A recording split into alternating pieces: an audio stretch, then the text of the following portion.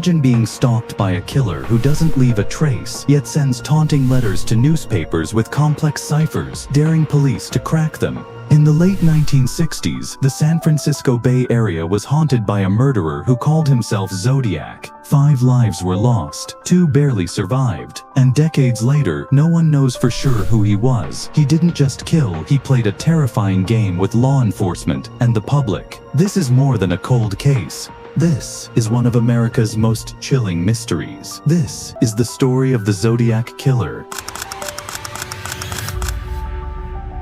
The Zodiac's first known attack happened on December 25, 1968, near Vallejo, California. Teenagers David Faraday and Betty Lou Jensen were parked along Lake Herman Road when someone approached their car and shot them at close range. There were no witnesses, and the scene was dark and remote. Just over 6 months later, on the night of July 4, 1969, the killer struck again. At Blue Rock Springs Park, Darlene Farron and Mike Mageau were sitting in their car when a man walked up and opened fire. Farron died, but Mageau survived, later giving police a description of the shooter. Then came one of the most disturbing attacks. September 27, 1969, college students Brian Hartnell and Cecilia Shepard were enjoying an afternoon by Lake Berryessa. A man approached, wearing a hooded costume with a cross symbol on his chest. He tied them up and stabbed them multiple times. Hartnell survived. Cecilia didn't. Just weeks later, on October 11, 1969, the Zodiac entered San Francisco, where he shot and killed taxi driver Paul Stein in the Presidio Heights neighborhood. This time, police arrived quickly, but not fast enough. He vanished again, blending into the night. What made the Zodiac different from other killers wasn't just how he murdered, but what he did after. He wrote letters to newspapers, calling himself Zodiac for the first time.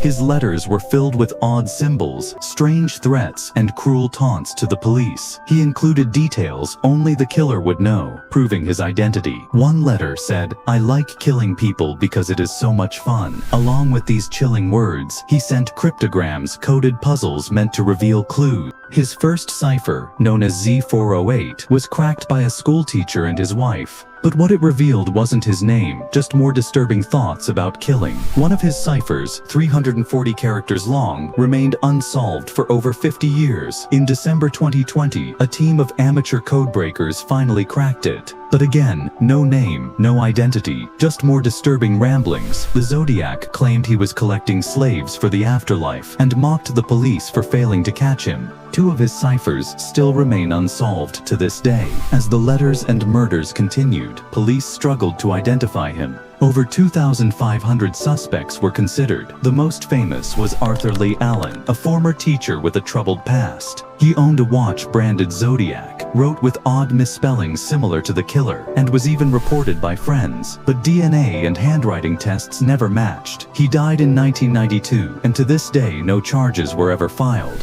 In 2021, a team of private investigators called the Casebreakers claimed they had solved the mystery. They named Gary Francis Poste, a former Air Force veteran who had passed away in 2018. They said facial scars matched the composite sketch and claimed to have DNA leads, but law enforcement has never confirmed it. Others believe the killer could have been Earl Van Best Jr., a man whose name appears in one of the unsolved ciphers, or even someone entirely unknown to police. The truth remains frustratingly out of reach. The Zodiac Killer didn't just leave behind bodies. He left behind a legacy of fear, fascination, and obsession. Books were written, movies were made, online communities still study his ciphers and search for new clues. Amateur sleuths and digital detectives pore over every letter, every map, and every symbol, hoping to find something that was missed. His story inspired films like David Fincher's Zodiac and even shaped modern true crime culture. What keeps this case alive is not just the horror of what happened, but the silence that followed. How could a man kill, write letters, and disappear, never to be caught, even in an age of advancing forensics and surveillance? Some believe he stopped. Others think he died. Some say he's still out there, watching as the world tries to solve his puzzle. What we know is this: 5 people are confirmed dead. dozens more may have been victims, and the man who called himself Zodiac walked away without ever revealing who he was. The story of the Zodiac isn't just about the past. It's about how fear lingers, how questions without answers echo for decades, and how one person changed the lives of so many without ever being held accountable. One man, one symbol, and one mystery that still haunts America. If you found this story as haunting as we did, don't forget to hit that like button, share this video with someone who loves true crime, and subscribe to the channel. We've got more unsolved mysteries